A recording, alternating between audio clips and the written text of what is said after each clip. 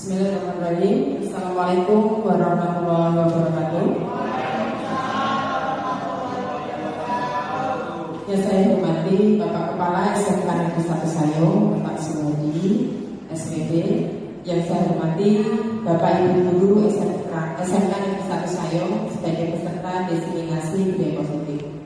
Pertama-tama, mari kita panjatkan segala puji bagi Allah Subhanahu wa Ta'ala yang telah melimpahkan rahmatnya kepada kita sehingga pada saat hari ini kita masih diberikan nikmat iman, nikmat sehat, dan dapat melaksanakan aktivitas tanpa kurang suatu apapun. Sholawat serta salam senantiasa kita curahkan kepada Nabi besar Nabi Muhammad SAW dengan mengucapkan Allahumma sholli ala Sayyidina Muhammad wa ala Sayyidina Muhammad. Semoga kelak kita akan mendapatkan syafaatnya di yaumil akhir nanti. Ibu bapak yang saya hormati, pada kesempatan kali ini saya sebagai peserta calon guru penggerak angkatan 10 akan mengadakan acara diseminasi yang merupakan wujud dari penugasan aksi nyata modul 1.4 yaitu tentang budaya positif. Sebelum acara mulai, mari kita buka acara pada pagi hari ini dengan bacaan basmalah bersama-sama. Mari kami adakan Bismillahirrahmanirrahim. Untuk selanjutnya kami mohon sambutan dari Bapak Kepala Sekolah yaitu Bapak Suhadi SPB. Kepadanya kami persilakan.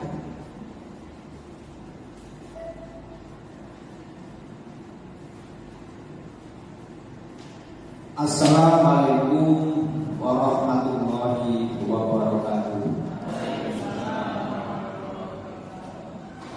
Yang terhormat Ibu Dewi Sari SPG PD selaku CIP angkatan 10 SMK Negeri 1. Yang terhormat Bapak Ibu guru dan tenaga pendidikan peserta diseminasi aksi nyata budaya positif yang akan disampaikan oleh CPP Ibu Bulan Sari SPPD. Sebelumnya mari kita memanjatkan puja dan syukur kepada Allah Subhanahu yang besar yang berkuasa yang telah memberikan nikmat kepada kita semuanya, nikmat sehat sehingga pada hari ini kita bisa mengikuti kegiatan diseminasi aksi nyata budaya positif yang akan disampaikan oleh Ibu Sari SPB. Salam dari surga pada kita bersama Muhammad SAW beserta para sahabatnya, keluarganya, dan semoga kita semuanya istiqomah mengikuti ajaran beliau hingga akhir hayat kita. Amin. Bapak Ibu yang saya hormati, Ibu Dewi Wulansari SPPD ini sama seperti yang pernah saya alami. Jadi beliau itu mengikuti kegiatan CTP ini untuk mengembangkan diri, meningkatkan kompetensi. Jadi sama sekali tidak ada cita-cita untuk menjadi ini, menjadi itu, dan sebagainya. Jadi beliau mengikuti itu oleh dari saya dan sebagainya.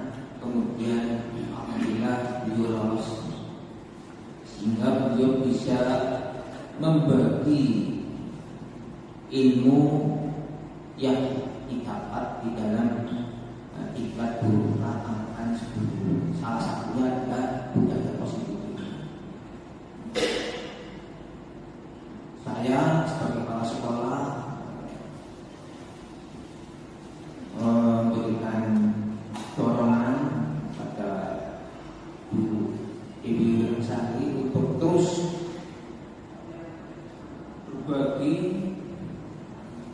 ilmu yang didapat dalam iklat ini sampai kapanpun. Bahkan bisa setelah pensiun pun berbagi di masyarakat tentang bagaimana menggerakkan pendidikan supaya pendidikan bangsa Indonesia bisa terus lebih maju, terus berkembang. Yang berikutnya, Bapak Ibu yang belum berkesempatan, Bapak Ibu, kalau setiap saat sering mengecek di dalam sistem Mendikbud untuk melihat kalau ada momen seleksi cek ikuti, jangan takut nanti misalnya tidak lolos seperti itu aja. Karena itu adalah kesempatan emas untuk mengembangkan diri, mengembangkan kompetensi kita dan sebagainya. Kita beruntung pemerintah memiliki program yang bagus dan gratis Pak, tidak bayar sama sekali, gratis diikuti sebaik-baik. Itu Bapak Ibu, kalau nanti saya juga insya Allah saya senantiasa memantau dan memberikan informasi pada Bapak Ibu segera mendaftar di sementara sekarang sudah akan 11, nanti kemudian kita akan berikutnya dan seterusnya. Ya berikutnya Bapak Ibu, budaya positif. Apa itu budaya positif? Budaya positif adalah nilai-nilai, keyakinan, prinsip dan sebagainya yang berpihak pada murid,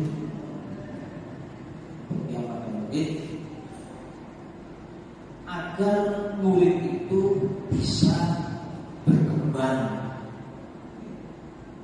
kompetensinya, karakternya dan sebagainya, tanggung jawab, kemudian kemandirian, kemudian nilai beriman, bertakwa kepada Yang Maha Esa, berakhlak mulia, kritis, gotong royong, kreatif dan sebagainya, hal-hal yang positif yang lain.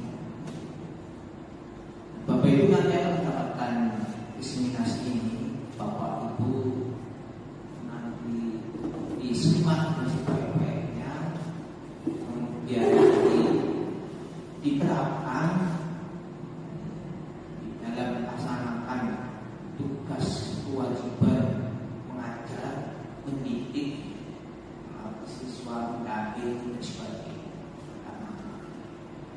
Dan itu di dalam budaya positif ini kita laksanakan dengan tulus ikhlas.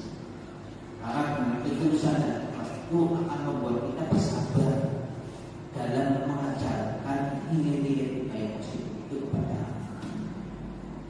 kita anak-anak. Kita ajarkan nilai-nilai budaya positif, misalnya tentang jujur, kita ada tidak jujur, maka kita tidak kemudian marah, kita sabar, kita senyum, kita berusaha untuk mendekatkan anak. Proses yang seperti inilah yang nanti akan bisa menghantarkan anak untuk berubah tanggung jawab. Ada anak yang misalnya kita berikan arahan, ada yang kita tanggung jawab, nah, kita tidak langsung dikasih perlakuan marah, tidak takut, mendampingi, sabar, itulah kekuatan dari budaya positif yang adalah tulus ikhlas, yang akan membuat itu sabar, semangat dimanapun kita berada, baik kita bersama dengan teman-teman, baik kita ada kepala sekolah ataupun kita sendirian, maka kita akan posisinya sangat semangat mengajarkan nilai budaya positif itu pada selamat bagi semuanya mengikuti diseminasi nyata budaya positif. Semoga apa yang nanti Bapak Ibu ikuti menambah kompetensi, pengetahuan, pengalaman, wawasan dan sebagainya, yang nanti pada akhirnya akan menerbangkan mampu menjadi guru yang luar biasa, guru yang menggerakkan siswa, lihat murid berkembang potensinya selama pada bulan Sehari SPBD selamat laksanakan diseminasi budaya positif itu. Semoga nanti acara berjalan lancar dan terlaksana sebaik-baiknya. Demikian, terima kasih. Assalamualaikum warahmatullahi wabarakatuh.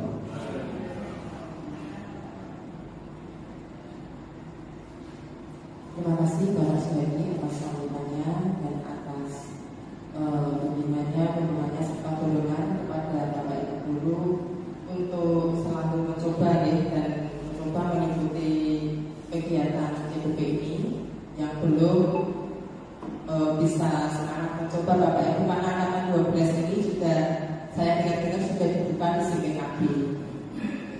Gitu. Terima kasih sekali lagi Bapak Suhaimi.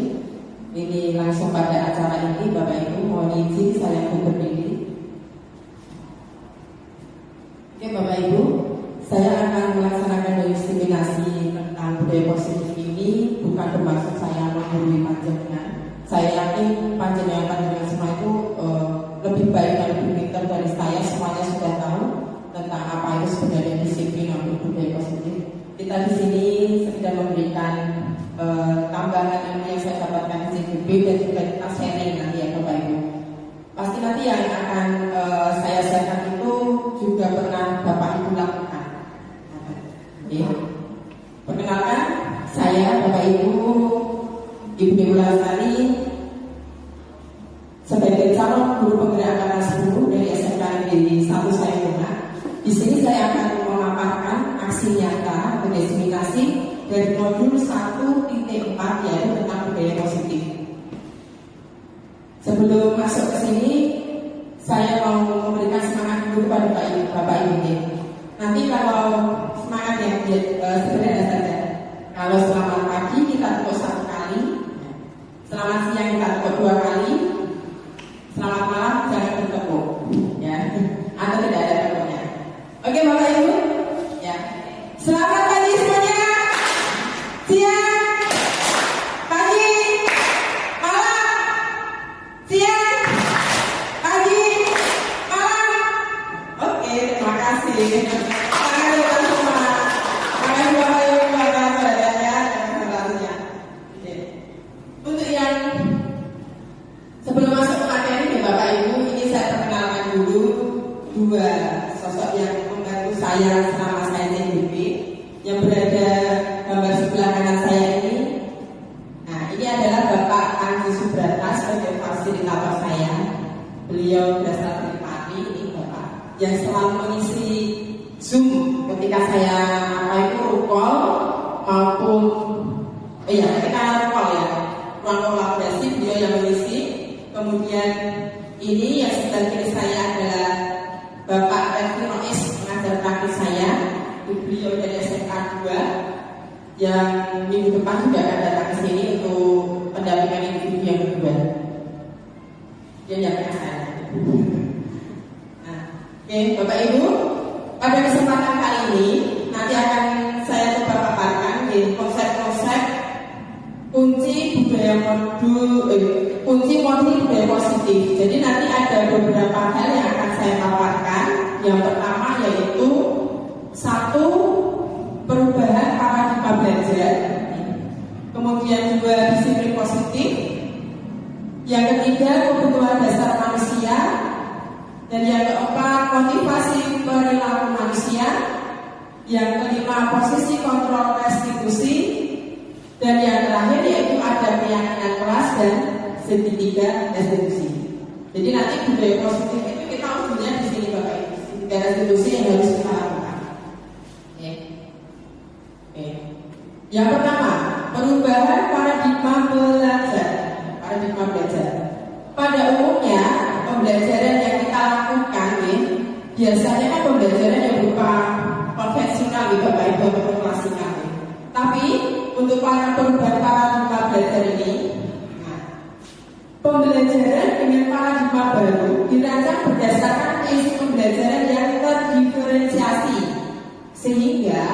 Setiap siswa belajar sesuai dengan kebutuhan dari tahap perkembangannya untuk mewujudkan profil pelajar Pancasila. Jadi kita sebagai pendidik mulai sekarang itu harus bisa menerapkan belajar itu terdiferensiasi. Terdiferensiasi itu maksudnya tidak membeda-bedakan Bapak Ibu, ya, tapi kita mencoba memberikan pembelajaran itu sesuai dengan kebutuhan dari murid ataupun siswa. Biasanya nanti kita kelompok-kelompokkan, tapi kita belum masuk dalam pembahasan ini. Nah, supaya mewujudkan profil pelajar Pancasila. Nah, profil pelajar Pancasila itu apa? Jadi kita pada saat pembelajaran itu harus bisa mewujudkan profil pelajar Pancasila. Yang pertama, apa Bapak Ibu? Yang pertama, berketuhanan, ya, berketuhanan, ya. Maha Esa. Yang kedua, berkepentingan global. Itu kaosnya Bu Mira itu termasuk, ya. Ini adalah kaosnya Bu Mira menggambarkan ada profil pelajar Pancasila, ya. Setelah berkebinekaan, apa lagi Bapak Ibu? Bergotong royong, betul. Apa lagi? Kreatif, betul. Dibaca saja mudah. Bernalar kritis, kemudian mandiri sudah belum? Mandiri. Dan yang terakhir apa? Sudah tadi. Ada 6 ya Bapak Ibu, ya, sudah semuanya. Nah, jadi di dalam pembelajaran sekarang ini kita harus bisa mewujudkan profil pelajar Pancasila. Oke, berikutnya. Nah, yang perlu kita ketahui sebelum kita masuk dalam budaya positif yaitu adanya disiplin positif. Kalau kita mendengar kata-kata disiplin, sebenarnya itu berkaitan dengan apa Bapak Ibu? Monggo. Disiplin, kira-kira. Artinya kalau ada kata disiplin berarti itu harus berkaitan dengan apa? Yang kita ketahui. Pendapatan waktu guna, peraturan Bu Yuli, kepatuhan bisa ada nih? Aturan, ya betul. Nah, semua itu berkaitan dengan disiplin ya Bapak Ibu, ya. Nah, dari semua yang tadi saya sebutkan itu merupakan makna dari kata disiplin.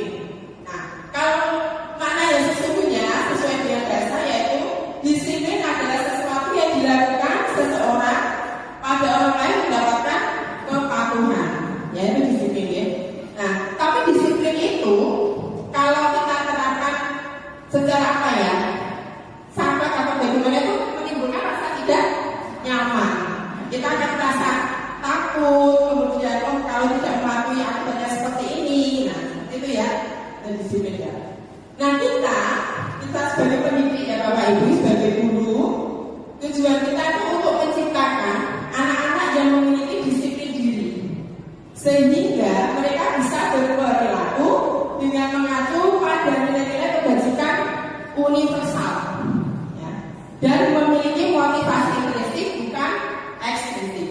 Jadi kita sebagai pendidik harus bisa, ya, menumbuhkan nilai-nilai disiplin positif itu supaya bisa tumbuh dalam diri anak itu. Jadi anak itu melakukan disiplin itu tidak terpaksa, dan anak itu juga mengacu pada nilai-nilai kebajikan. Nah, nilai-nilai kebajikan itu apa? Nilai-nilai kebajikan itu apa? Kira-kira Bapak Ibu bisa disebut apa? Kebaikan, bisa kejujuran, ya, kerjasama, ya, itu saling tolong-menolong itu adalah sebuah nilai-nilai dari kebajikan universal. Jadi kita memang bertugas supaya disiplin positif itu bisa terwujud dengan baik. Disiplin itu harus tumbuh dari diri anak itu sendiri, ya, bukan dari luar. Kalau dari luar nanti disiplinnya akan jangka pendek, tidak jangka panjang. Berikutnya nih Bapak Ibu. Nah, di sini disiplin positif merupakan salah satu cara penerapan disiplin, ya, yang bertujuan untuk menumbuhkan kesadaran memberdayakan anak untuk melakukan sesuatu tanpa penghargaan, hadiah, ancaman maupun hukuman. Nah, jadi ketika anak-anak itu menerapkan disiplin Kita itu dituntut untuk bisa menumbuhkan kesadaran dalam diri anak, ya. Jadi dia itu bisa berdisiplin diri tanpa aku tidak dihukum, ya. Jadi tanpa dia takut adanya hukuman, tanpa dia mengharapkan suatu imbalan atau jangan, ya. Itu nanti akan harus kita mulai berproses belajar mewujudkan itu, Bapak Ibu. Berikutnya, nah, setelah disiplin positif, berkaitan dan berikutnya yaitu kebutuhan dasar manusia, Bapak Ibu. Nah, kebutuhan dasar manusia itu ada 1, bertahan hidup, 2, kasih sayang dan rasa diterima, 3, penguasaan, 4, kebebasan, dan 5, kesenangan. Kenapa disiplin positif itu berkaitan dengan kebutuhan dasar manusia, Bapak Ibu? Karena ketika murid atau ketika orang yang melakukan sesuatu itu pasti karena dia terdorong ingin memenuhi kebutuhan hidupnya. Yang pertama, ini bertahan hidup, ya. Contohnya ya, Bapak Ibu, bertahan hidup itu ketika kita mendapatkan siswa ya, atau murid yang mengambil makanan temannya tanpa izin. Kan mungkin ada ya kita seperti itu ya, mengambil makanan teman tanpa izin. Dia melakukan itu karena apa? Pasti dia terdorong karena dia harus memenuhi kebutuhan dasarnya untuk bertahan hidup, yaitu dia lapar, Bapak Ibu. Makanya dia mengambil makanan temannya karena dia tidak punya makanan. Nah, dia berarti pada saat melakukan tindakan itu, dia berusaha memenuhi kebutuhan yaitu bertahan hidup. Ya, antara lain ada papan, tangan, dan sandal. Seperti itu. Kemudian kebutuhan rasa kasih sayang dan rasa diterima, Bapak Ibu. Ini sering kita jumpai juga pada siswa kita ya. Saya contohkan, misalkan ada anak yang sering membolos, kemudian anak itu dilaporkan ke BK karena sudah membolos beberapa kali. Akhirnya BK memanggil orang tua untuk datang ke sini dan ada komunikasi antara sekolah dengan orang tua dan juga anak. Nah, pada saat itu anak kan sudah dipertemukan dengan orang tuanya dengan fasilitas dari BK tersebut. Anak itu merasa bahwa saya itu melakukan tindakan membolos sebenarnya bisa saja. Anak itu cari perhatian orang tuanya, ingin diperhatikan dan ingin disayangi serta diterima orang tuanya. Karena bisa jadi kasus anak membolos itu adalah orang tuanya sibuk bekerja, lebih memperhatikan pekerjaan. Nah, sehingga anaknya yang bolos itu tidak ketahuan. Nah, saat itu anak melakukan seperti itu, aku dan ketika di rumah ya, coba aku tak melakukan sesuatu yang kira-kira nanti bapak sama ibu itu bisa perhatian sama aku. Nah, tindakan membolos itu bisa jadi karena dia ingin pemenuhan dukungan dari rasa kasih sayang dan diterima. Ya. Tuh. Kemudian penguasaan. Kebutuhan dasar manusia tentang penguasaan biasanya kita dapatkan ketika kita mendapatkan murid yang di kelas itu kan murid macam-macam di Bapak Ibu. Ada yang kepengen tampil yang terbaik, ya. Ada yang kepengen menjadi pemimpin, ya. Kemudian ada yang pengen menonjol. Nah, pada saat dia melakukan seperti itu, pengen tampil terbaik, pengen jadi mereka itu melakukan pemenuhan kebutuhan penguasaan. Wah, pengen terkenal, pengen berkuasa di kelas ini. Bisa jadi seperti itu, Bapak Ibu. Okay? Kemudian ada kebutuhan dasar manusia yaitu kebebasan. Kebebasan itu bisa, contoh misalkan kasus yang anak mengambil makanan tadi. Jadi ketika anak melakukan sesuatu, itu bisa saja mereka terdorong oleh satu atau lebih dari kebutuhan dasar manusia. Jadi ketika anak tadi mengambil makanan temannya tanpa izin dan dia tidak mempunyai makanan, berarti dia melakukan Tadi bisa saja satu, dia bertahan hidup karena dia lapar ya, pengen makan. Kemudian dia juga bisa melakukan itu karena ingin memenuhi kebutuhan kebebasan Bapak Ibu. Loh, kok bisa kebebasan? Kaitannya apa? Bisa saja, misalkan ya, sebenarnya anak itu tuh bawa makanan, tapi yang dibawakan oleh orang tuanya, misalkan anaknya katakan begitu ya, dibawakan oleh orang tuanya itu menunya itu saja Bapak Ibu. Nah, kemudian dia melirik temannya yang mempunyai menu yang lain yang lebih enak. Nah, kemudian dia mengambil makanan temannya. Berarti pada saat dia melakukan tindakan itu, selain tidak ingin memenuhi kebutuhan bertahan hidup, dia juga pengen bebas, aku pengen bebas makan yang lainnya. Tidak hanya makan yang dibawakan dari rumah atau dari orang tua. Nah, jadi bisa lebih dari satu ketika manusia itu melakukan sesuatu, bisa lebih dari satu untuk pemenuhan dasar kebutuhannya. Kemudian berikutnya ini adalah kebutuhan dasar manusia, yaitu kesenangan Bapak Ibu. Kesenangan itu kalau saya mendapatkan di kelas saya ketika saya mengajar, kadang-kadang ada anak yang usil Bapak Ibu. Usil itu ganggu. Ada anak cowok ganggu namanya cewek lagi. Nah, atau mungkin dia mencoba mengambil pulpen terus kemudian dipegang. Nah, anak tersebut melakukan hal itu ya, bisa saja dia ingin melakukan pemenuhan kebutuhan kesenangan. Karena apa? Dia merasa senang ketika melihat temannya kebingungan, pulpennya hilang, ya, atau dia merasa senang ketika dia itu jaga-jaga temannya terus mukanya jadi marah. Dia senang soal mukanya lucu ketika marah Bu, ketika dia bingung mukanya lucu. Jadi di situ mencoba melakukan pemenuhan kebutuhan kesenangan, ya, itu Bapak Ibu. Jadi ketika melakukan sesuatu sebenarnya dia itu kepengen memenuhi 5 dasar kebutuhan ini Bapak Ibu. Nah, berikutnya ini Bapak Ibu, ada motivasi perilaku manusia. Motivasi itu kan dorongan ya Bapak Ibu. Jadi di sini motivasi merupakan dorongan yang timbul pada diri seseorang secara sadar maupun tidak sadar untuk melakukan suatu tindakan dengan tujuan tertentu. Ya. Termasuk tadi ketika anak melakukan tindakan itu dia ada motivasi apa? Ya. Nah, di sini ada beberapa motivasinya Bapak Ibu.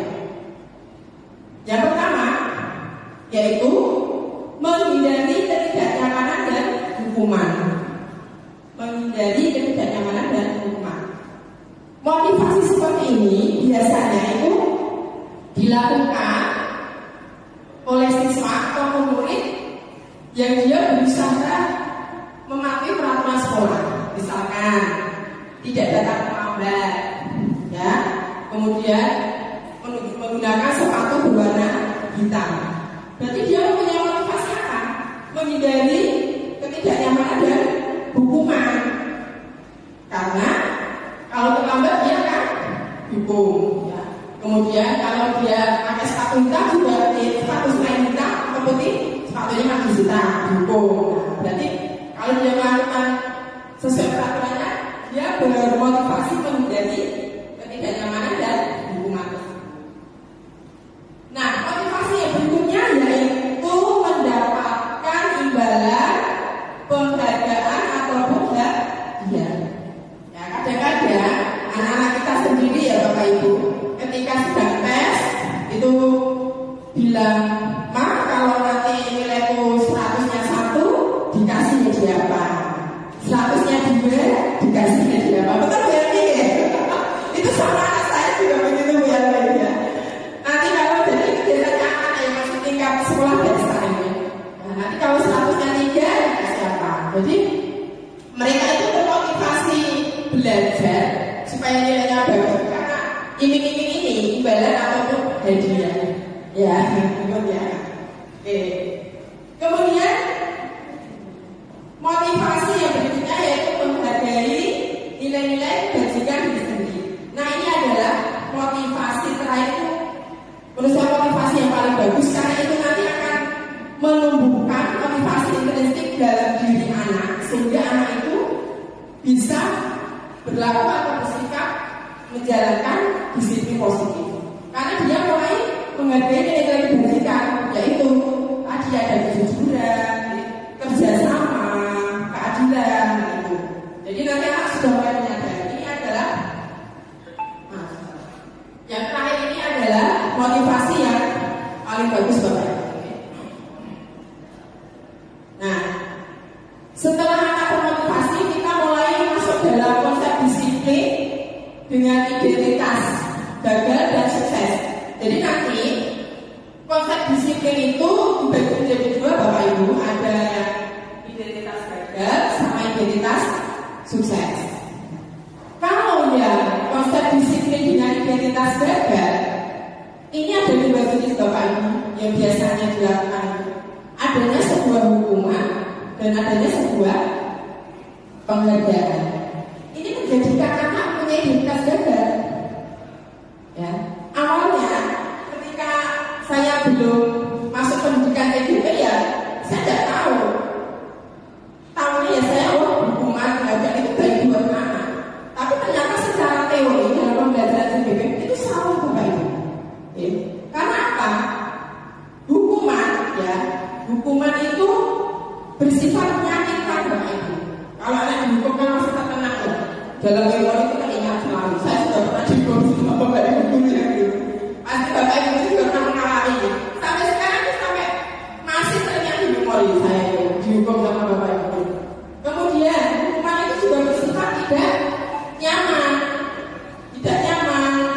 Kemudian murid itu takut.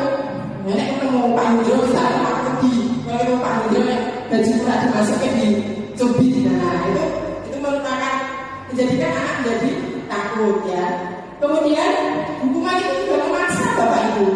Jadi belum mau tidak mau ya harus mau kan seperti itu ya. Kalau ya hukuman. Kemudian hukuman itu juga akan berakibat murid menyembunyikan kesalahan. Contoh menyembunyikan kesalahan. Ketika di sekolah kita kan wajib menggunakan sepatu hitam selain dari Kamis ya Bapak Ibu dulu ya peraturannya itu. Nah ada anak yang kadang-kadang dia pakai hitam dulu, setelah itu dia sebenarnya bawa sepatu putih juga di tas. Nanti kalau sudah lewat dari gerbang dan di kelas sudah dia pakai sepatu putih. Nanti kalau diingatkan dia pakai hitam lagi. Nah itu termasuk dari murid menyembunyikan sebuah kesalahan. Kemudian hukuman itu juga bisa menjadikan murid menjadi rendah diri Bapak Ibu. Karena dihukum terus dia jadi malu, minder, itu nggak bagus ternyata. Ya. Nah selama ini kan mungkin dari kita masih sering melakukan hukuman tersebut. Ya. Termasuk saya itu juga masih ya istilahnya mulai sekarang berproses belajar untuk tidak melakukan suatu hukuman. Nah kemudian konsep disiplin dengan identitas gagal itu juga bisa kita dapatkan dari sebuah penghargaan Bapak Ibu. Loh kenapa? Penghargaan kok menjadikan identitas gagal? Kan ya boleh kok ngasih tipe ke Bapak Ibu. Ya. Tapi ternyata Bapak Ibu penghargaan, imbalan ataupun sejenisnya yang berupa itu bersifat tidak efektif. Tidak efektifnya apa? Karena anak-anak itu akan melakukan tindakan itu jika mereka mendapatkan penghargaan. Nah, saya kemarin juga anak saya, kalau nilainya 100-nya 1 dapat apa? Saya begitu, ya niatnya belajar, nilai berapapun itu proses belajar. Jadi kalau anak saya nilai 100 apa itu saya diamkan dulu. Dapat apa nanti saya diamkan dulu. Karena saya mulai belajar untuk tidak memberikan motivasi yang berupa penghargaan. Takutnya nanti ketika dia tidak mendapatkan, maka dia niatnya atau semangatnya akan menjadi turun. Nah, kemudian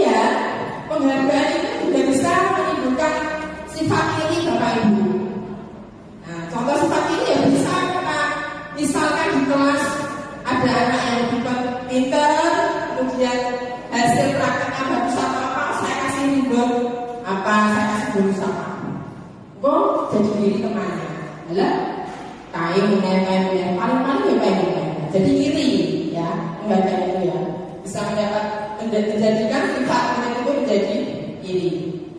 Nah penghargaan itu juga bisa mematikan kreativitas Bapak Ibu. Jadi ketika anak itu mau bereksplor diri, berkreatif lebih tinggi lagi, karena dia ingin mendapatkan penghargaan, setelah mendapatkan penghargaan ada, dia malah kreativitasnya jadi turun. Ngomong soal anak popo, saya kira anak popo nih, ya orang usah melakukan isi berarti itu menjadi turun motivasinya.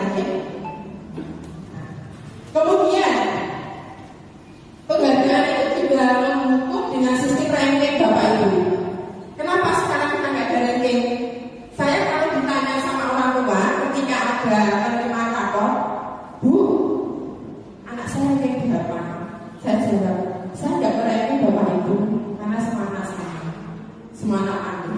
Dan sekarang kurikulum kita memang tidak boleh ada ranking. Ya nanti kan bisa menjadi motivasi, senang bukan diri saya. Dia tapi sekarang nggak ada ranking Bapak. Saya bilang gitu. Saya itu ditanya kalau rapatan, jadi juga ya ditanya enggak? Oh enggak. Ditanya gitu, pasti ditanya. Seperti itu. Dan nanti kalau kita ranking menjadikan anak itu menjadi identitas yang gagal. Ya. Kemudian dengan penghargaan itu maka akan merampas hak menghargai dirinya. Jadi anak-anak malah tidak bisa menghargai dirinya. Ketika dia itu sudah ternyata jadi sudah pandai, tapi kalau dia mendapatkan ranking yang tidak sesuai yang dengan orang tua atau tidak cukup besar, malah dia merasa wah nggak pintar. Tapi sebenarnya dia itu punya pandai di bidang lain. Nah itu berarti dia merampas hak menghargai dirinya sendiri. Yang identitas gagal ya Bapak Ibu. Sekarang kita masuk ke konsep disiplin dengan identitas sukses. Nah, identitas sukses ini ada dua faktor. Yang pertama yaitu konsekuensi, yang kedua restitusi.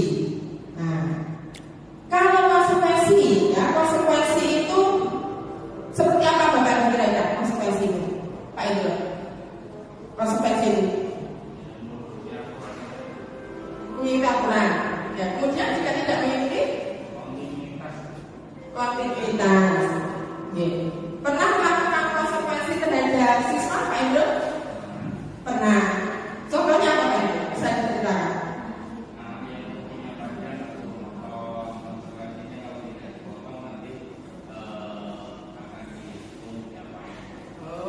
Anak yang kukunya panjang akan dipotong. Oh iya, anak yang kukunya panjang maka akan konsekuensinya akan dipotong kukunya seperti itu. Nah, betul Bapak Ibu, konsekuensi itu sebenarnya bisa menjadikan identitas sukses, tetapi itu kurang maksimal. Karena apa? Konsekuensi itu merupakan penguatan jangka pendek Bapak Ibu. Penguatan jangka pendek, ya. Karena apa? Ketika dia melakukan apa yang sesuai peraturan itu, pada saat ada operasi, oh yang punya dipotong pendek supaya tidak kena hukuman ya atau konsekuensi. Nah, pada saat tidak ada operasi kuku atau kebersihan, ya dia membiarkan kukunya ada yang diputek, ada yang dipanjangkan dan lain sebagainya. Nah itu berarti penguatan yang jangka pendek Bapak Ibu. Nah kemudian sistem konsekuensi itu perlu monitoring berkelanjutan Bapak Ibu. Jadi kalau kita melakukan sebuah konsekuensi dari sebuah tindakan yang dilakukan oleh siswa, kita harus itu monitoring, kita harus memantau. Tidak bisa kita lepas, oh kamu kukunya panjang, besok saya potong. Setelah itu berapa minggu lagi kan kuku pasti tumbuh ya Bapak Ibu, makan panjang lagi. Kita kan harus monitoring terus itu. Gak bisa istilahnya itu kukunya langsung pendek, maksudnya tidak bisa. Nah itu jadi perlu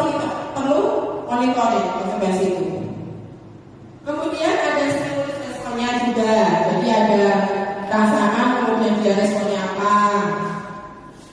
Ada murid menghormati peraturan. Nah, dengan konsekuensi maka murid akan menghormati peraturan. Betul, itu betul Bapak Ibu ya. Tapi nanti kita akan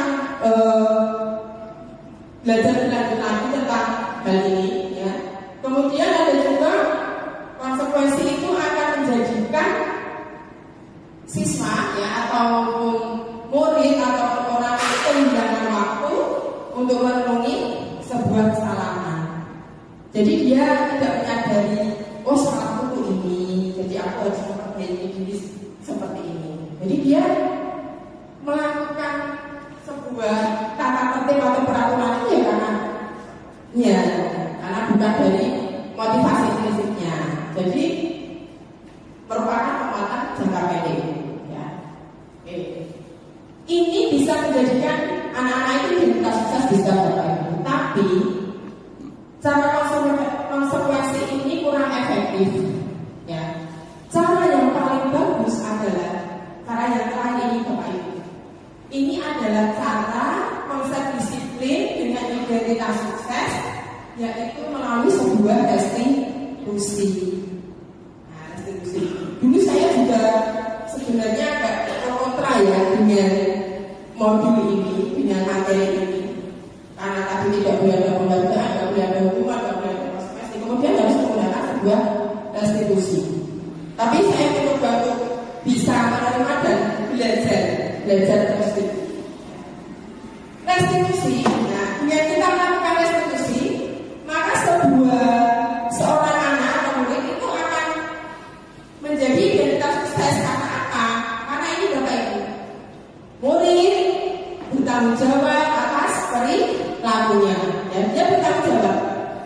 Karena apa? Kalau dia nggak tanggung jawab, akhirnya dia akan mendapatkan sebuah hukuman. Nah, tapi restitusi ini memunculkan motivasi intrinsik anak.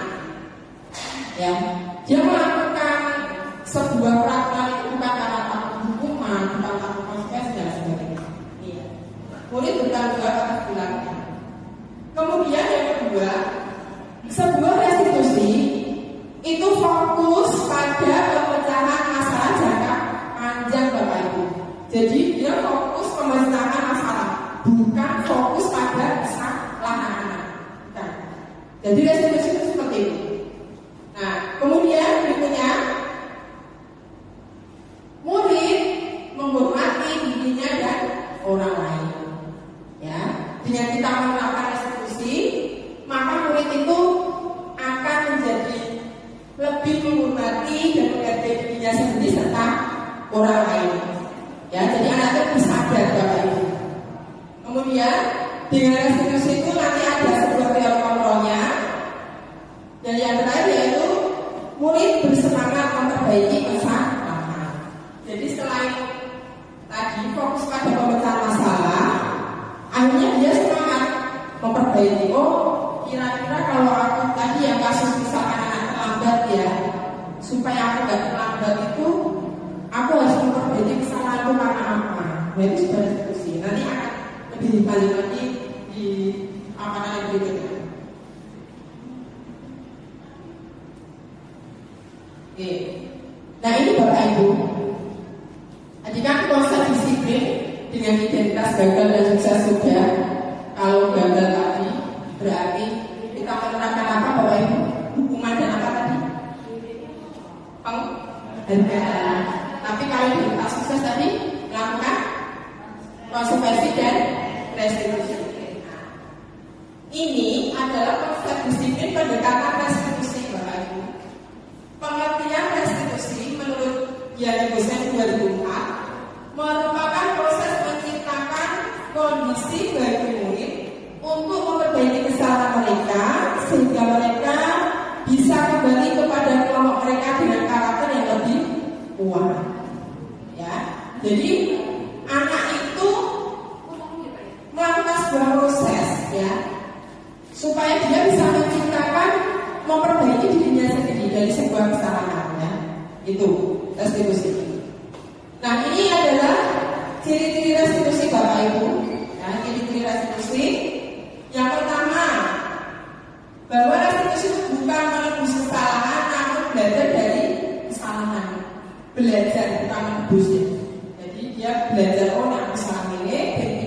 lagi bagaimana. Ya.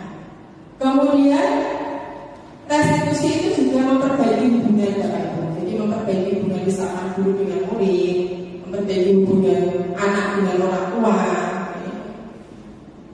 Yang ketiga yaitu restitusi itu tawaran bukan paksaan. Jadi nanti pada saat kita melakukan restitusi, kita tuh coba menawarkan solusi-solusi apa yang harus dilakukan Bapak Ibu. Okay. Dan yang keempat, ya, di sini restitusi menuntut untuk melihat ke dalam diri, menuntut melihat ke dalam diri. Istilahnya refleksi, Bapak Ibu. Yang kelima yaitu mencari kebutuhan dasar yang mendasari tindakan. Nah, tadi Bapak, kebutuhan dasar yang 5 tadi, yang ada bertahan hidup, rasa kasih sayang, kemudian kebebasan, kesenangan, penguasaan, itu dia mencari kebutuhan apa kira-kira yang harus mendasari tindakannya. Kemudian yang keenam yaitu fokus pada karakter bukan tindakan. Jadi restitusi itu membentuk sebuah karakter anak untuk bisa tumbuh motivasi intrinsifnya, ya. Dan yang terakhir yaitu menguatkan dan fokus pada solusi. Nah, jadi kalau kita melakukan restitusi Bapak Ibu, kita itu lebih menguatkan anak untuk menjadi pribadi yang lebih bertanggung jawab dan menjadi pribadi yang bisa fokus pada solusinya, ya, dari permasalahannya yang tadi. Oke Bapak Ibu, masih semangat ya? Kita ketemu lagi ya, supaya tidak ngantuk ya. Nah, oke, sekarang coba nih, tepuk paginya 2 kali, tepuk siangnya 1 kali, malam tidak tepuk. Paginya 2 kali, siangnya 1 kali, malamnya tidak tepuk. Oke, selamat pagi, siang, pagi, malam, siang. Pagi, siang, malam. Nah, oke Bapak Ibu, terima kasih. Sudah mulai terbangun deh. Oke. Saya lanjutkan Bapak Ibu. Saya lanjutkan. Tadi kita sudah bicara paradigma pembelajaran, kemudian disiplin positif, kemudian kita bicara tentang kebutuhan dasar manusia dan motivasi perilaku manusia. Sekarang kita mencoba bicara Bapak Ibu. 5 posisi kontrol. Di sini ada macam-macam gambar Bapak Ibu. Nah, macam-macam gambar ini. Kira-kira gambar ini yang sudah pernah panjenengan lakukan yang mana Bapak Ibu? Jadi di sini ada 5 posisi kontrol restitusi. Yang pertama penghukum, M-nya di bawahnya Bapak Ibu. Penghukum itu kalau diibaratkan gambarnya seperti ini. Jadi ketika dia melakukan kesalahan, terus tanpa begitu, tanpa mengingatkan rasa jebret langsung hukum. Nah, itu penghukum ya. Kemudian ini ada membuat rasa bersalah. Buat rasa bersalah itu misalkan gurunya berbicara, saya kecewa atas sikap kamu. Ya, dia rasanya rasa bersalah. Ya. Dan ini teman, sebagai teman Bapak Ibu, sebagai teman. Kemudian yang ini sebagai pemantau dan ini sebagai manajer. Ya. Kira-kira dalam hati yang sudah pernah Bapak Ibu lakukan ini adakah yang lebih dari 1? Ya. Ada yang juga hanya 1 kok sudah ada ya. Oh tidak. Banyak sekali yang ketika memang belum mempelajari teori-teori seperti ini, saya sama Bapak suka menghukum guru juga. Jujur, ini jujur kita sebagai guru ketika kita belum tahu tentang teori-teori ini pasti pernah ya kita menghukum anak. Baik murid maupun anak kita sendiri juga pernah. Kemudian membuat rasa bersalah ketika kita melakukan apa ya? Wali kelas atau apa kita berbicara permasalahan yang ada di kelas itu kadang-kadang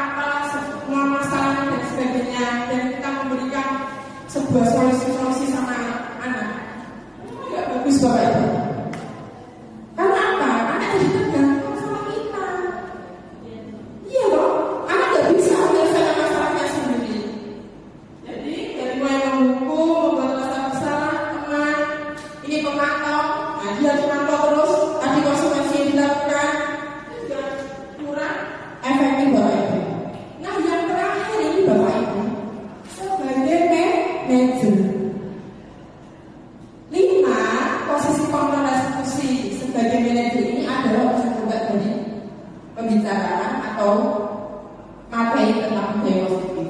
Kita harus bisa seperti ini Bapak Ibu. Tapi berproses. Tidak bisa langsung aja. Kita harus berproses untuk bisa menjadi seorang manajer. Ya. Berikutnya Bapak Ibu. Nah, sebentar ini saya mau menunjukkan sebuah video. Nanti silakan panjenengan lihat. Kemudian Anda refleksikan ya Bapak Ibu. Kira-kira aku pernah seperti ini apa tidak?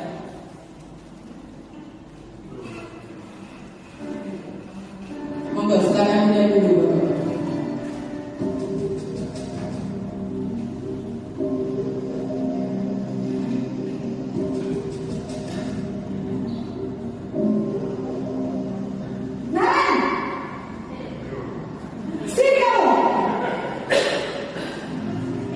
Selamat pagi Bu.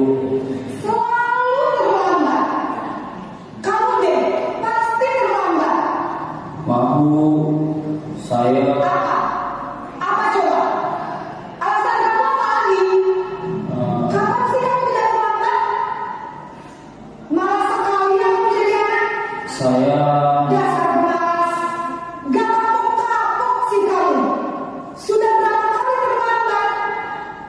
Sana, kamu keliling lapangan basket 2 kali. kenapa saya harus ke lapangan basket Bu? Kenapa? Kamu malah ibu. Berani-beraninya jawab. Sudah terlambat, masih berani jawabnya. Sekarang, keliling lapangan basket 5 kali sekalian. Biar kapok. Cepat. Pergi sana ke lapangan basket.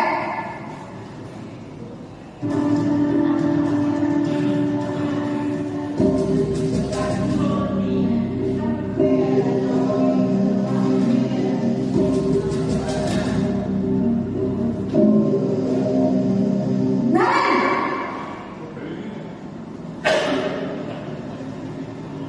Selamat pagi Bu. Naren, kamu kenapa terlambat lagi, nak? Ya Tuhan, Naren, kamu senang ya bikin ibu susah ya? Kalau kamu terlambat lagi, nanti ibu yang ditegur bapak kepala sekolah, nak. Disangka ibu tidak bisa membina kamu. Duh, gimana ini? Maaf Bu. Duh, Gusti Naren, kamu suka ya kalau ibu tegur bapak kepala sekolah? Terus, sekarang ibu harus tulis apa ini di buku absen? Ini kamu sudah sering terlambat loh. Ibu harus apa coba? Maaf Bu. Maaf sekali. Ya sudah, lain kali jangan bikin ibu susah lagi ya nak ya. Ibu tidak akan kuat lagi kalau kamu gini terus. Bisa jantungan kalau ibu tegur bapak kepala sekolah. Sana cepat ke kelas. Maaf ya Bu. Maaf sekali. Posisi membuat rasa bersalah berbicara dengan nada tenang.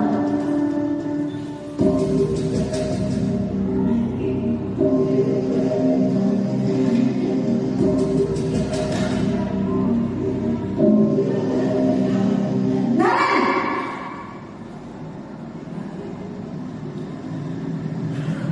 Selamat pagi Bu. wah sudah jam berapa ini nak? Terlambat lagi ya saya. Iya Bu.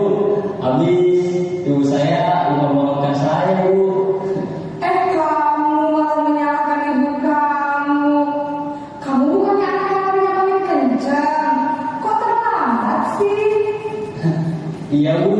Saya memang terlambat bangun tadi. Jadi biarpun saya kencang, tetap gak kencang Bu. Ya sudah sana, nanti lain kali larinya lebih kencang lagi ya. Biar gak terlambat lagi. Bikin seneng ibu, demi ibu. Bisa kan? Bisa Bu. Ya sudah sana masuk kelas. Ibu beresin urusan absen kamu. Kamu ini ada-ada saja.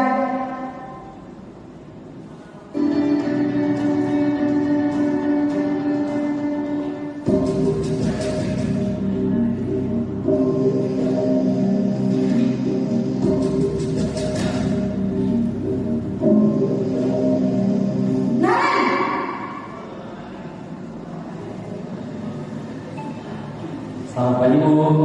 Nah, Ren, apa peraturan sekolah kita tentang jam berapa kita harus masuk sekolah, nak? Kita harus di sekolah jam 7, Bu. Iya betul, sekarang sudah jam 7.20. Naren sudah tahu konsekuensinya jika terlambat hadir. Paham, Bu. Saya harus tinggal kelas pas jam istirahat selama 20 menit. Iya benar, konsekuensinya demikian. Jadi nanti jam 9.30 pas istirahat, kamu harus tinggal di kelas, kerjakan tugas tambahan untuk ketertinggalan kamu, ya? Baik, Bu.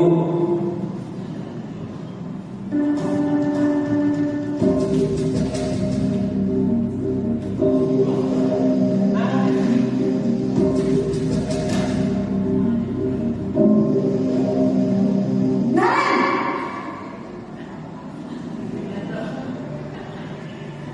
Selamat pagi, Bu. Selamat pagi, Naren. Maaf, Bu. Saya terlambat. Iya, sekolah masuknya jam 7, sekarang sudah jam 7.20. Jadi sekarang bagaimana ini, Naren? Maaf, Bu. Saya lupa setel alarm saya semalam. Baiklah, menurut kamu, keyakinan sekolah yang mana yang perlu kamu tingkatkan? Menghargai diri sendiri dan orang lain mungkin, ya, Bu. Setuju. Jadi, apakah Naren meyakini prinsip saling menghormati tersebut? Iya, Bu. Saya meyakininya. Apakah Naren bersedia memperbaiki masalah keterlambatan ini? Bersedia, Bu. Bagaimana kamu akan memperbaiki masalah keterlambatan ini? Saya akan coba untuk tidak lupa menyetel alarm saya, Bu. Baik, kalau Naren lupa menyetel alarm di rumah, ada orang yang kira-kira bisa bantu mengingatkan tidak? Ada, Bu. Kakak saya, Kak Emma. Ada lagi selain Kak Emma? Selain Kak Emma, ada ibu saya. Baik, jadi yang mengingatkan Naren adalah Kak Emma dan ibu kamu, ya? Kira-kira akan mulai setel alarm kapan ya, Naren? Setelah pulang sekolah, akan segera saya lakukan. Baik, jadi Naren akan setel alarm untuk bangun besok pagi dan akan diingatkan oleh kakak dan ibunda Naren, ya? Ada lagi yang mungkin perlu dilakukan, Naren? Agar tidak terlambat bangun lagi. Tidak ada, Bu. Baik, Naren. Terima kasih untuk kerjasama kamu. Sekarang kamu perlu kembali ke kelas untuk belajar. Baik, Bu. Terima kasih.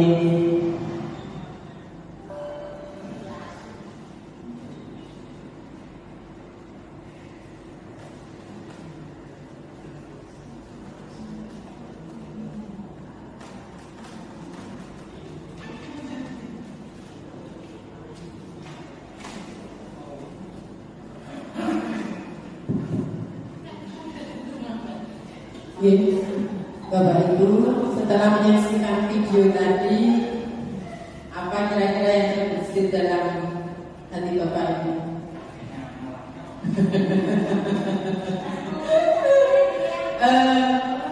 Dari 5 contoh tadi, pernah ya di salah satu atau lebih dari satu kita melakukan itu, Bapak Ibu? Pak Jati kira-kira pernah yang melakukan apa, Pak Jati?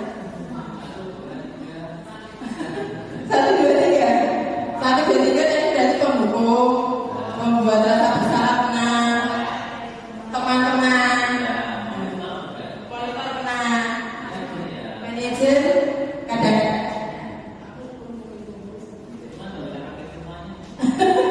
Karena masih dalam kondisi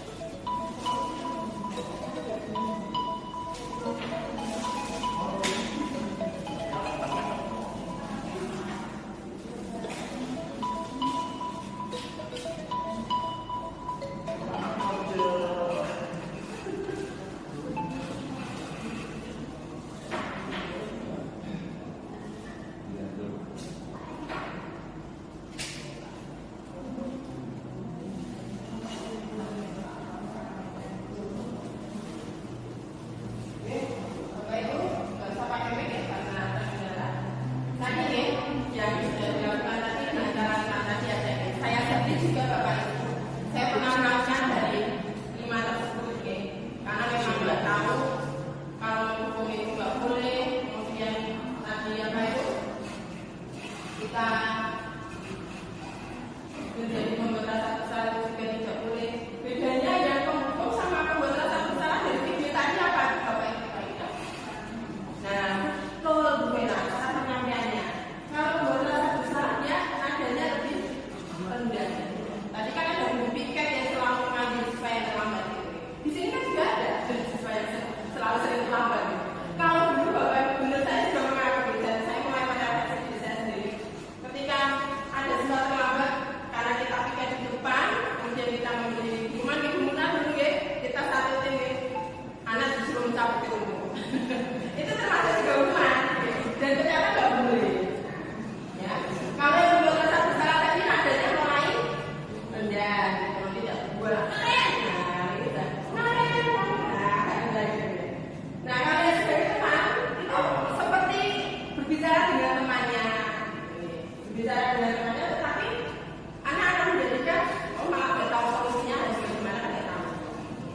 Nah, kalau pemantau sama seperti yang tadi juga sama-sama Pak Indro juga, misalkan kita juga kalau dari pemantau itu harus selalu monitoring. Misalkan ya, kamu nggak mengerjakan PR. Nah, nanti setelah itu kamu harus istirahat pertama nanti harus mengerjakan PR, kemudian tugas 1, tugas 2 dan seterusnya. Berarti kita harus melakukan dari istirahat pertama sampai seterusnya. Nah, kalau dari manajer, sebenarnya kalau manajer ini mungkin dari kita Bapak Ibu di sini itu sudah pernah ada yang melakukan sebagai seorang manajer, tapi kita tidak sadar bahwa kita itu sebenarnya sudah mulai melakukan manajer, tapi masih tercampur sama yang 4 di belakangnya.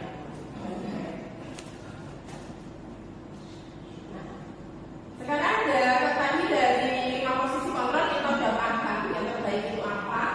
Kemudian ini adalah keyakinan kelas Bapak Ibu. Nah, keyakinan kelas. Mengapa kita harus membuat keyakinan kelas? Nah, karena ini berkaitan dengan disiplin positif yang sudah tadi kita bicarakan di depan tadi. Mengapa disebut keyakinan kelas dan bukan peraturan kelas? Ya, di sini saya punya 2 pertanyaan afirmatif Bapak Ibu.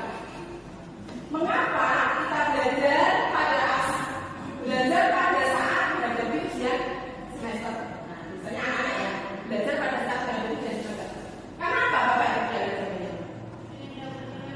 Nah, karena kita yakin kalau kita belajar kita dapat nilai bagus ya. Itu. Kemudian pertanyaan yang kedua, mengapa kita menggunakan masker dan cuci tangan pada saat pandemi COVID? Biar gak ditangkap polisi. Sebenarnya bukan itu Pak Ibrahim. Apa kira-kira? Nah, karena kita yakin Bapak Ibu dengan menggunakan masker dan cuci tangan sehari-hari, kita akan terhindar atau terhindar dari paparan virus corona. Nah, keyakinan-keyakinan tersebut harus kita bangun pada anak-anak atau pada siswa kita, Bapak Ibu. Berikutnya, nah ini adalah salah satu contoh keyakinan kelas yang benar-benar sudah saya terapkan Bapak Ibu di sekolah. Ini ketika kegiatan pembelajaran P5 ya, P5 dulu itu kan harus dengan wali kelasnya ya, fasilitatornya ya.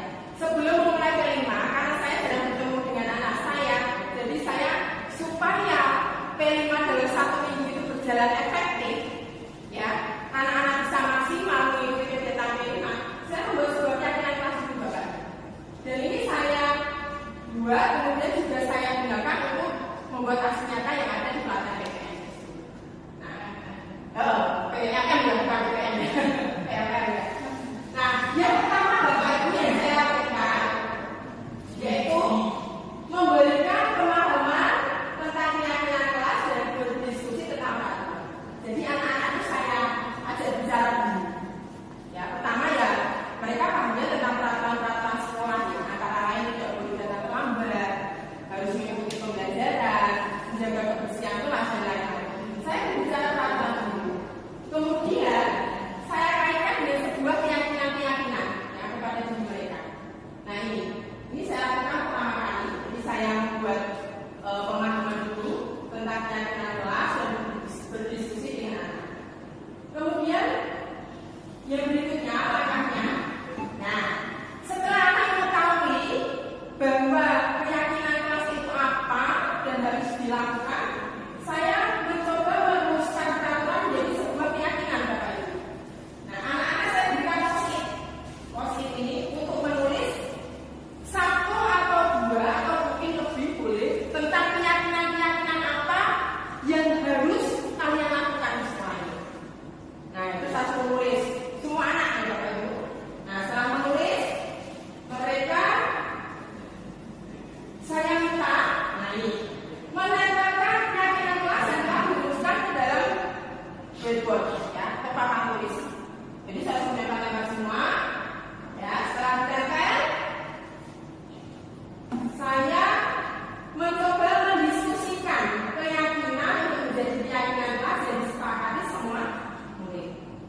Nah, keyakinan ini yang ditempel ini Bapak Ibu. Ini saya baca satu-satu memang Bapak Ibu. Oh, kira-kira ini nulis apa? Jadi saya tulis namanya. Dani nulis apa? Windy nulis apa? Nah, dari kata-kata mereka itu ada yang maknanya atau artinya sebenarnya sama. Nah, itu saya jadikan satu lagi. Ini saya baca satu persatu pertanyaannya dan saya diskusikan dengan anak. Kemudian dari hasil keyakinan diskusi ini, nah, saya mencoba membuat kesepakatan pada anak. Oh, berarti di antara kita, di antara Bulan sama kamu dalam pembelajaran di P5 ini ya harus berkeyakinan seperti apa? Misalkan satu, tidak boleh datang terlambat, bajunya rapi. Itu sebuah keyakinan. Harus yakin bahwa kamu tidak boleh datang terlambat, bajunya rapi, ya. Kemudian kelasnya harus dibersihkan, akalnya dibersihkan, mengumpulkan tugasnya tepat waktu, ya, dan lain-lain. Coba ini setelah diskusi. Nah, menjadi sebuah keyakinan kelas seperti ini Bapak Ibu. Ini saya buat ya. Kemudian saya minta ini ada tanda tangan saya, ada tangan ketua kelas sama sekretaris. Sebenarnya keyakinan ini mau saya cetak banner Bapak Ibu atau saya ada buat stempel ya. Tapi karena kelas kita offline ya, jadi kalau kita mau menempel itu juga susah. Jadi keyakinan kelas ini saya cetak tuh diri saya dan kelas saya, sehingga nanti pada saat saya bertemu dengan anak-anak, oh ini loh anak-anak keyakinan kelas dulu pernah kita diskusikan dan kita sepakati. Harus kamu lakukan. Yang pertama ada berdoa di awal dan akhir pembelajaran. Jadi harus jawab ini dulu sebelum dan setelahnya. Kemudian hadir di sekolah tepat waktu, menghormati guru, bersikap sopan dan santun, saling menghargai dan saling membantu, tepat waktu dalam mengumpulkan tugas sekolah, kemudian menggunakan seragam sekolah sesuai dengan tata tertib. Yang terakhir adalah menjaga kebersihan kelas dan laboratorium. Nah, jika kita membuat keyakinan kelas Bapak Ibu, diusahakan kalimatnya jangan terlalu panjang dan mengandung kalimat-kalimat yang positif, ya, supaya anak nanti benar-benar bisa meyakini yang pasti seperti ini. Ini Bapak Ibu, ini yang seharusnya kita lakukan dengan anak-anak didik kita, terutama kali kelas ya. Mulai kemarin kan saya sudah membuat, besok insya Allah saya sudah akan membuat lagi, saya masih kali kelas ya.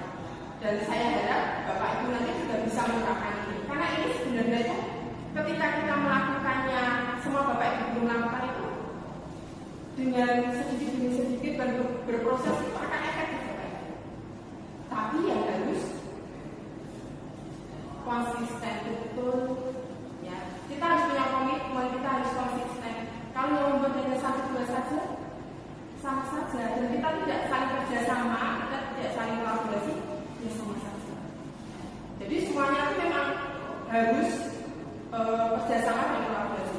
Keyakinan kelas ini nanti kalau sudah bisa kita terapkan, kita akan menjadi sebuah keyakinan sekolah Bapak Ibu yang harus diyakini semua warga sekolah. Nah itu butuh kerjasama, butuh kolaborasi, butuh sebuah komitmen, butuh sebuah konsistensi, dan butuh dukungan dari kepala sekolah.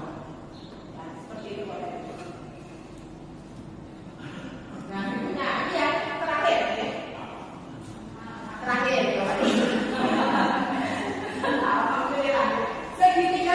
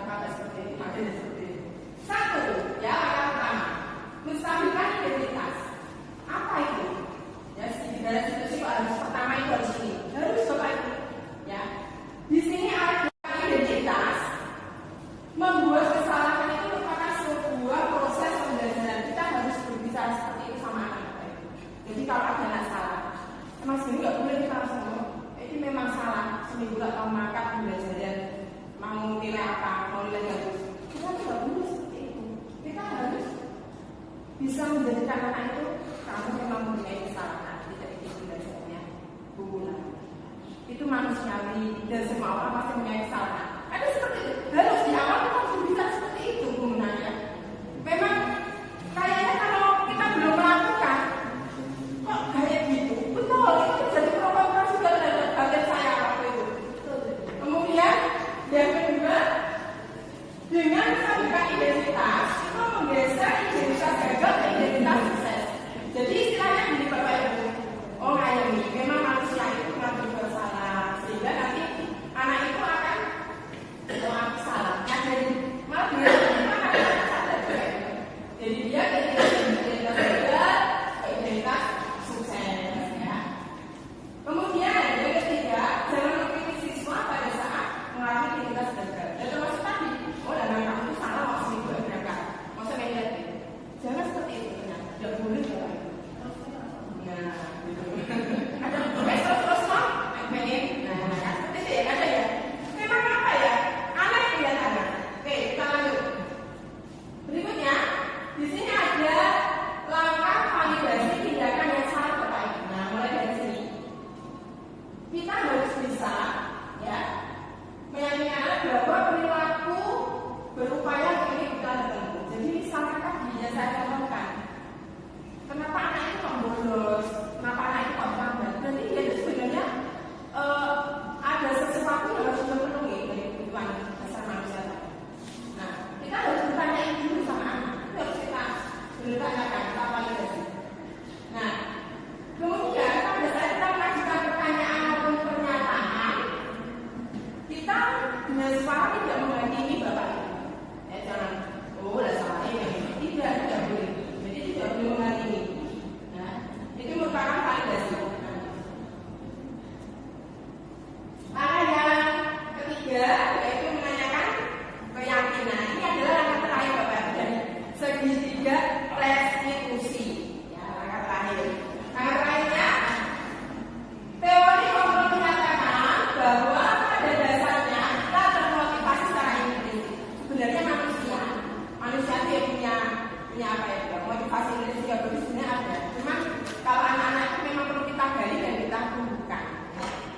Nah yang kedua, saat perilaku sudah divalidasi dan identitas sukses stabil, identitas mereka sudah mulai stabil, maka murid siap mengaitkan keyakinannya dengan tindakan yang salah. Jadi kita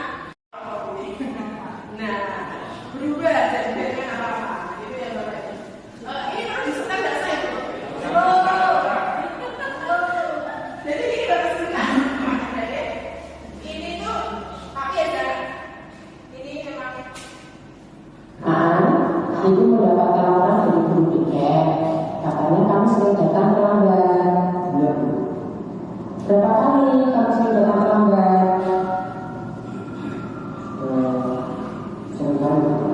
Sering kali. Menurut kamu datang terlambat itu suatu kesalahan bukan? Kesalahan. Ya. Berbuat kesalahan itu manusiawi kan? Ya. Setiap orang pasti pernah berbuat kesalahan. Yang penting kamu harus bisa memperbaiki kesalahan tersebut dan mampu mencari solusinya. Ya. Kenapa sering datang terlambat? Bekerja dan Kamu tahu keyakinan kelas kita yang sudah kita sepakati seperti apa? Tahu ya? Kira-kira keyakinan kelas apa yang telah kamu langgar? Disiplin. Menurut kamu, disiplin itu penting nggak? Untuk menghargai waktu. Nah, sekarang anak sudah tahu disiplin itu penting, bahwa untuk menghargai waktu dan anak sudah tahu mencari solusinya. Solusinya apa? Jadi sekarang sudah paham ya apa yang disampaikan, semoga nanti ke depannya bisa memperbaiki diri dan jadi yang lebih baik lagi. Begitu ya ya.